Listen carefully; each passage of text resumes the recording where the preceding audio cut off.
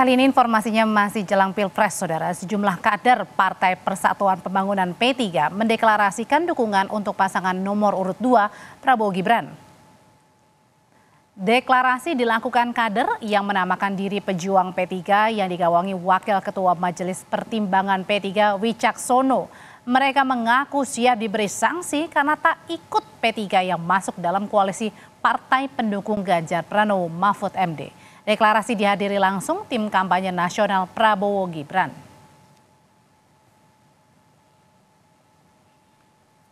Kami masih yakin bahwa kami masih di P3, tapi sekali lagi kami menerima segala sanksi untuk hal ini.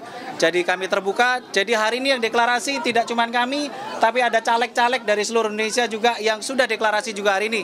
Jadi keputusan ada di DPP kalau misalkan kita mendapatkan sanksi, tapi kami yakin bahwa apa yang kita lakukan semuanya untuk P3 dan semuanya untuk kebaikan bangsa Indonesia.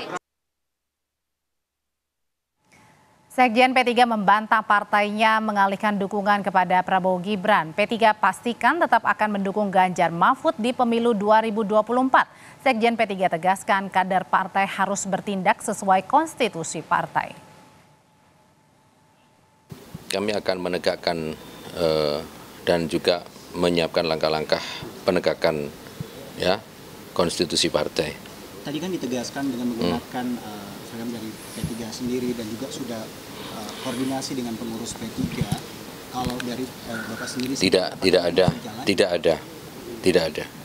tidak ada koordinasi. Ya. Sementara Capres Ganjar Pranowo menilai kader P3 yang mendeklarasikan dukungan ke pasangan Prabowo Gibran adalah oknum. Menurut Ganjar, hal seperti itu bisa terjadi kapan saja dan butuh pendisiplinan dari partai. Kalau individu kan kita boleh sebut oknum kan, itu bisa terjadi dari partai apapun karena hari ini ada partai lain juga mendukung saya. Jadi sebenarnya dalam konteks seperti ini ketika ke antar partai kita tidak firm betul dalam mengendalikan anggotanya, maka split ticket akan terjadi. Dan split ticket ini kayaknya terjadi dengan model dukungan-dukungan seperti itu. Dan sebenarnya sebelum saya dicalonkan juga sikapnya dari anggota-anggota berbeda. Seperti yang terjadi di PAN umpama kemarin ada salah satu Mas Heru umpama. Ini pengurus Partai PAN yang ada di Cirebon dari awal dukung saya. Dia diancam dipecat, dukung saya. Gak jadi dipecat, tapi tetap dukung saya. Lalu bagaimana membaca manuver sejumlah kader P3 mendukung Prabowo Gibran? Kita berbincang sore hari ini dengan Ahmad Baidowi, Mas Awi, juru bicara TPN Ganjar Mahfud. Selamat sore Mas Awi dan juga Ujang Komarudin, pengamat politik. Kang Ujang, selamat sore. Selamat sore, Mbak Awi.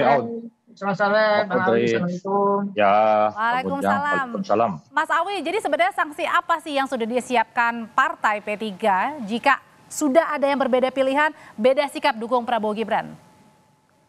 Bagaimana disampaikan oleh Sekjen DPP, Gus Arwanito Mahfi, pasti ada sanksi disiplin organisasi itu jelas di ADART ya, bahwa nanti sanksi itu berbagai tingkatan. Ada yang peringatan tertulis, peringatan keras, dan sampai pemberhentian tinggal dilihat tingkat kesalahannya. Nah, apa yang dilakukan oleh teman-teman mengatasnamakan pejuang P3, perlu kami sampaikan bahwa yang namanya Wicaksono itu belum setahun bergabung di P3. Belum setahun bergabung di struktur P3. Saya kira internal P3 itu tidak akan terpengaruh oleh manuver yang dilakukan oleh Mas Wicaksono dan teman-teman. Karena DPP P3 bersama struktur partai hari ini masih solid untuk memenangkan Pak Ganjar dan Pak Mahfud.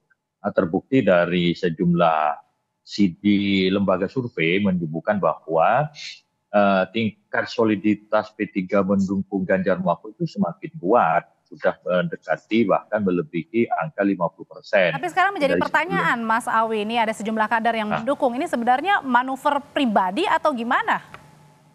Ya pribadi kan itu tidak, namanya bukan DPP P3, tapi pejuang P3 yang itu tidak ada dalam ADART. Organisasi di P3 itu nggak ada yang namanya pejuang P3, yang ada DPP, DPW, dan DPC P3. Di luar itu ya nggak dikenal di ADART P3. Oke, kalau Kang Ujang melihatnya ini manuver yang dilakukan sejumlah kader pejuang P3 ini yang mendukung Prabowo Gibran ini merugikan nggak buat Ganjar Mahfud? pertama saya harus katakan dulu ya, kalau dalam berpartai itu harus dibangun sebuah loyalitas dimanapun agar tidak terjadi pembelotan-pembelotan di tengah jalan begitu. Karena berorganisasi dimanapun termasuk terlebih-lebih di partai sebagai kawah canda di muka kepemimpinan bangsa, maka loyalitas harus dibangun. Nah, apakah berpengaruh atau tidak tergantung dari sosok individunya itu. Apakah individu tersebut ya berpengaruh atau tidak gitu dalam konteks dia sebagai tokoh yang hebat atau tidak, yang pertama. Yang kedua, apakah memiliki basis massa yang luar biasa atau tidak. Itu menjadi ukuran juga. Tapi kalau seorang individu tersebut gitu, mohon maaf ya, tokoh yang biasa saja gitu. Lalu di lingkaran elit P3 juga misalkan tidak terlalu disukai, misalkan juga tidak memiliki basis massa yang jelas di P3, itu juga tidak akan terlalu berpengaruh. Tetapi Tapi kan memang membawa embel-embel P3-nya dan pengaruhnya ya gini, pengaruhnya terkait dengan pencitraan bahwa dianggap P3 tidak solid gitu loh. Dianggap P3 pecah, kan ini yang tidak bagus dalam konteks pemberitaan. Ini yang harus dikonter tentu oleh para petinggi P3 agar sejatinya bahwa ya tadi bahwa itu adalah oknum, bahwa itu adalah individu yang memang mungkin berjuang untuk kepentingan pribadi dan kelompoknya mungkin saja. Karena secara institusi kepartian kelihatannya di Bang Awi katakan bahwa P3 masih bersama Ganjar dan Pak Mahfud MD. kalau gitu gimana cara Mas Awi untuk mengembalikan citra nih agar P3 tetap firm dukungnya paslon nomor 3, bukan 2? Harus saja kita melakukan rapat koordinasi nasional secara virtual itu untuk memastikan bahwa dukungan P3 kepada Ganjar Mahfud tidak pernah berubah sejengkal pun. Yang berikutnya, caleg-caleg di bawah terus bekerja selain mengkampanyekan dirinya dan P3, juga mengkampanyekan pasangan Pak Ganjar dan Pak Mahfud MD. Karena kami ingin merebut hati rakyat, bukan merebut hati elit di Jakarta. Jadi kalaupun di Jakarta ada hiruk pikuk deklarasi, itu di bawah tidak berpengaruh. Apalagi yang melakukan deklarasi itu bukan tokoh sentral P3 dan tidak dikenal di P3, yang relatif orang baru.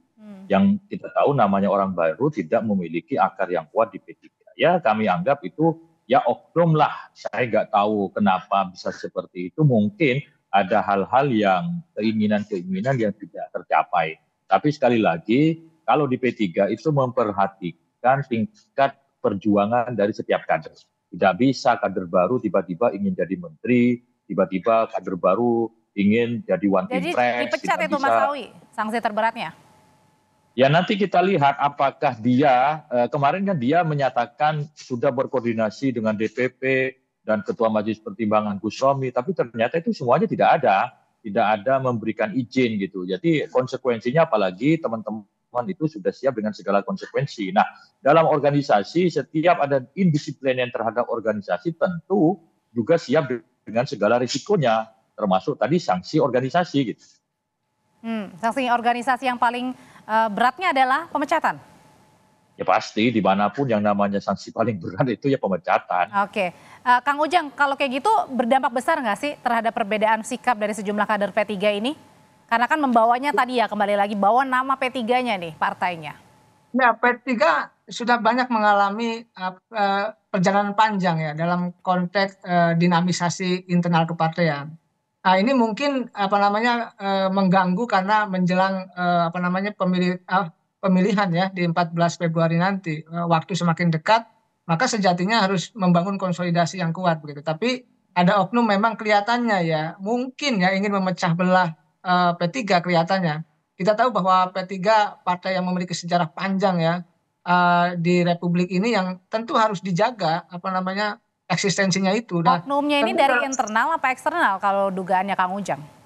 Bisa jadi ada oknum yang memang berkolaborasi ya dengan pihak eksternal untuk memecah belah P3 untuk tadi ya agar P3 ya lemah, agar P3 tidak solid, agar P3 tidak artinya terpecah. Nah, ini yang sesungguhnya harus cepat-cepat diselesaikan. Karena salah satu fungsi dari partai politik itu kan manajemen konflik. Jadi pasti di partai politik pasti akan ada konflik. Tapi bagaimana manajemennya, bagaimana menyelesaikannya, itulah yang saat ini harus ditunggu oleh P3 untuk menyelesaikan persoalan kader yang membelot tersebut. Tetapi saya melihat gitu ya, pasti partai yang punya kekuatan besar, artinya partai yang berpengalaman itu sudah tahu langkah apa yang akan dilakukan. Tentu menghitung secara kalkulatif terkait dengan persoalan-persoalan sosiologis, psikologis maupun anggaran dasar partai. Tetapi saya melihatnya ya, tadi saya katakan di awal, karena tokohnya juga tadi Bang Awi katakan bukan tokoh sentral, ya saya sih mengatakan ya dampaknya tidak akan terlalu besar. Tetapi tadi dampak pencitraannya yang merugikan P3. Oke, kalau gitu dari Mas Awi sendiri sebenarnya teman-teman dari DPP melihatnya benarkah ini ada oknum yang sengaja mungkin bukan hanya menggoyang P3 tapi juga menggoyang kesolidan pencapresan atau dukungan untuk Mas Ganjar dan juga Pak Mahfud? Jadi begini, Mas Wicaksono bergabung di P3 belum setahun dan belum terbukti pemilu membantu P3. Jadi teman-teman di bawah itu nggak pernah risau sama sekali. Kecuali misalkan nih yang Masalahnya pindah dihadirin itu TPN adalah 02 juga tuh Mas deklarasinya. ya kan TPN bukan urusan kami kan TKN yang hadir, urusan kami itu kan TPN, Tim Pemenangan Nasional Ganjar Mahfud, bukan TKN. Nah, soal kemudian siapa yang mendeklarasikan, ya orang yang kayak Wicaksono itu kan belum pernah terbukti menyumbang suara kepada P3 karena baru bergabung aja setahun yang lalu. Pemilunya masih 2024. Jadi kemudian dalam rapat koordinasi nasional barusan secara virtual, ya sudahlah itu oknum-oknum begitu nggak usah dihiraukan, ya biasa saja yang begitu cari perhatian, tapi struktur partai dari pusat sampai bawah tetap solid bersama Ganjar Mahfud. Itu yang terpenting. Dan tidak terganggu juga citranya ya untuk P3 sendiri ya? Ya sama sekali tidak terganggu karena dengan bantuan teman-teman media termasuk Kompas TV ini meluruskan apa yang sebenarnya menjadi keputusan politik dari DPP P3. Oke, pertanyaan terakhir buat Kang Ujang. Kang Ujang, apa buat antisipasi juga bukan hanya P3 nih, sejumlah parpol lain yang mendukung kalau misalnya kadernya ini kemudian membelot di tengah-tengah? Ya diberi sanksi yang tegas ya, karena begini, kita harus bermain di wilayah koridor hukum. Karena kalau tidak ada sanksi, misalkan dibiarkan diacuhkan ya akan merajalela kekuatan katakanlah ya individu-individu itu seenaknya berpartai. Oleh karena itu ya berpartai harus disiplin. Kalau indisipliner, tidak disiplin, ingin memecah belah partai ya harus diselesaikan begitu secara adat dan kebiasaan yang berlaku di partai itu. Oleh karena itu ya berpartai ya harus membangun loyalitas, berpartai harus berkontribusi, berpartai harus membesarkan partai bukan untuk memecah belah. Jadi ya P3 tentu akan menyelesaikannya dengan cara elegan, saya melihatnya seperti itu. Kalau untuk melihat dari soliditasnya dari parpol pendukung nih, entah itu 1, 2 maupun 3 juga Kang, supaya tadi ya di tengah-tengah jelang Pilpres di 2024 pencoblosan 14 Februari ini tidak pecah, itu gimana Kang? Ya agak sulit ya, karena pasti ada skema-skema tertentu yang mungkin melibatkan pihak lain untuk memecah belah di internal seolah-olah pecah, maka ada misalkan disiapkan orang yang ingin membelot. Itu biasa, itu terjadi kan dulu kita tahu setiap pemilu Golkar terjadi. Nah, PDIP kan kemarin juga terjadi, misalkan Budiman ya kan menyeberang, dan itu hal menurut saya yang harus diantisipasi, jangan seperti itu karena gini, berpartai ya tentu membangun loyalitas yang kuat ya secara ideologi karena bagaimanapun kalau tidak punya prinsip, tidak punya loyalitas, ya kasihan partainya. Sedangkan partai kita bangun bersama untuk tadi menghasilkan pemimpin-pemimpin yang hebat di masa depan begitu. Nah, Mas Awi, kalau dari tim TKN sendiri sudah ada yang nanya belum nih kesolidan P3 dengan tadi deklarasinya Mas Wicaksono? Ya barusan kita rapat koordinasi di TPN dan direktorat termasuk kami kan di grup TPS tetap aktif dan besok kami akan menggelar pertemuan nasional konsolidasi TPN dan Mahfud. Jadi hal-hal seperti itu sudah kita sampaikan bahwa itu oknum dan mereka juga tahu siapa figur-figur yang main-main di sana. Kalau hanya sekedar mendatangkan 300 orang itu kan mudah hari ini. Gitu. Karena perusahaan konveksi yang bisa memproduksi kaos P3 itu kan banyak. Jadi tidak perlu dihiraukan terlalu jauh. Apalagi orang yang baru yang kita curigai sengaja dipasang untuk merongrong soliditas internal P3. Gitu. Oke, baik. Terima kasih Mas Awi, terima kasih Kang Ujang. Sehat selalu semuanya. Kita ketemu lagi di Terima kasih. Sama-sama Mbak Audrey.